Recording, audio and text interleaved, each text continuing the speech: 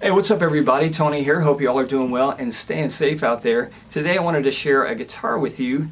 This is a Charvel. This is not exactly your typical SoCal, and I want to talk to you about it for a little bit here. Long and short of it, I sold off a lot of guitars last year, and I did it to go towards updating and upgrading my little project studio here. And it was really expensive. Some things happened where I was able to purchase most of that without having to use some of the money, so I was looking to replace some of the guitars that I sold.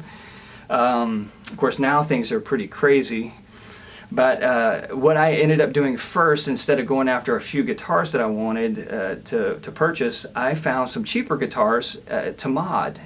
I get this fever, the guitar mod fever, I guess, occasionally, and I just, the only prescription is to mod guitars.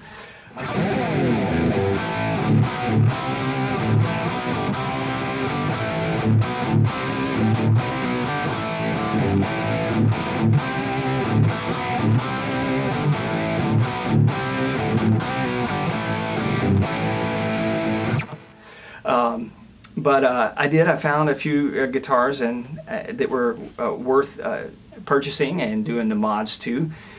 And one thing led to another, and this happened.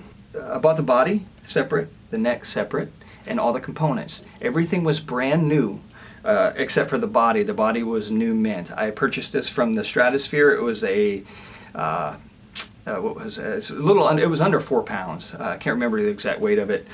And then I purchased the neck, again separate. It was brand new, and it was rare to find one of these necks that was brand new.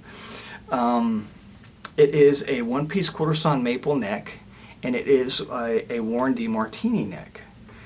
And it is really cool. The fretwork was fantastic on it. Don't have to mess with it at all, which was great. A compound radius 12 to 16, jumbo frets 22 with they're just the standard, nickel silver frets, and the truss rod adjustment wheel here. This isn't quite the same as the standard speed neck either. There's a little more shoulder, a little more wood back here. It's a little more comfortable to play. I like that. I tend to like necks a little bit thicker, but I don't like thick necks on these style of guitars. I like a thinner neck for this style of guitar. I have another guitar that looks just like this that I purchased. It was a Charvel SoCal, and then I modded it out. It has the speed neck on it, and I did fret work on that guitar. I got it playing great. I'll show you guys that later, another video perhaps. But the neck, this is a thicker profile. I don't know how consistent they are, and I imagine they're CNC'd. But there's more of a shoulder on this one. It feels way more comfortable to play to me, because I could rip on this one for a while and no issues. But if I play on the one with the speed neck, it's thinner, and I tend to cramp up and have issues. So no issues on this one. Crazy. It's very comfortable. I like that. So like, I don't know if I already mentioned this, but the neck and the body fit perfectly together, which was something that anytime you do a project, or I've done a project like this, you're always kind of concerned about. But they worked great. So really, really happy with how that worked out. And then these are the hip shot open gear tuners like you'd find on a Friedman Cali. There's a little bracket on there, so I didn't have to drill into the holes.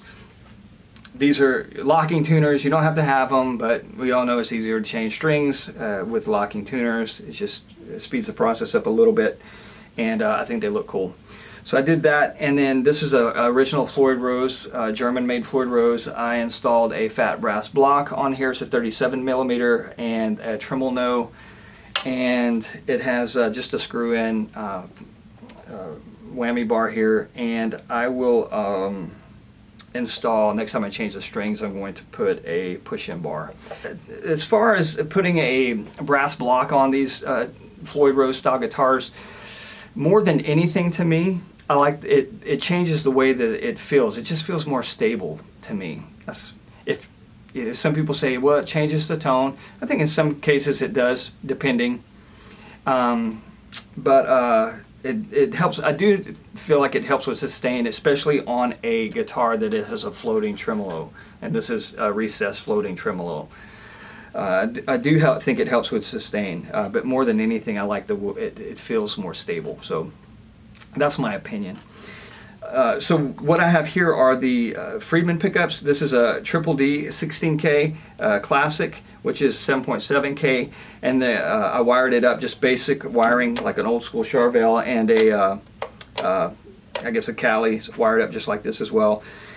I spoke with Dave Friedman over email, and he mentioned to me that the wiring colors are the same as a Seymour Duncan, and likewise with Sir pickups. So if you ever want to change out your pickups with Sir pickups or Friedman pickups, just go to the Seymour Duncan website and you can find a ton of different wiring diagrams to fit whatever it is you're wanting to do. Next time I change the strings out, I'm planning on putting a push-pull pot here to split the coils. I don't have that right now. It's just wired up basic. Yeah, so that's it. Really balanced. Like I said, the neck and the body fit really well together. The guitar weighs 8.1 pounds. But something kind of funny with that is that a little experiment I did, and I didn't really plan on doing an experiment, but I'm gonna call it that. I ordered these tuners, tuning keys. I had the regular Charvel non-tuner keys on here, and I put the Floyd on without the brass block, and this knob right here is like, it's one of those really heavy duty Charvel, it's a heavy brass, and I actually weighed it, and it weighs 3 ounces, which is that's pretty heavy. You can just take this knob off right now and put a fender knob, one of those plastic fender knobs on here, and the guitar weighs like it's under 8 pounds, so just under 8 pounds. But I weighed the guitar, and it was 7.5 pounds. But then I did all this work and changed up the brass block, put the tremolo on, put these on with the bracket that's back here, and this knob, and of course the tremolo bar, and it weighs 8.1 pounds. So it's just, the weight is actually not in the wood, it's in the components that are on here. So for whatever any of that's worth, it doesn't bother me either way. I'm not standing up with this guitar, and I think this actually helps with the kind of the sustain of this instrument. I'm about 4 to 5 feet from my camera right now. I need to get a wide angle lens, but that's why I'm standing that far. I'm not using a pick, just my...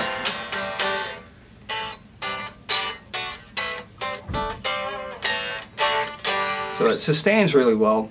Like I said, it feels really good, it plays really good. I have it set up really well, or just like I like it. So yeah, that's pretty much it. It's a fun guitar, like I said, and it turned out really good. Anytime I do these mod projects, it's more or less just for fun. I think it's a blast to do these things. So anyways, I do hope you all are staying safe out there and staying well. Don't forget to give me a thumbs up if you like this video. If you like this guitar, let me know what you think about it, and I will talk to you guys later. Hang loose, take care, peace, and God bless. Till next time.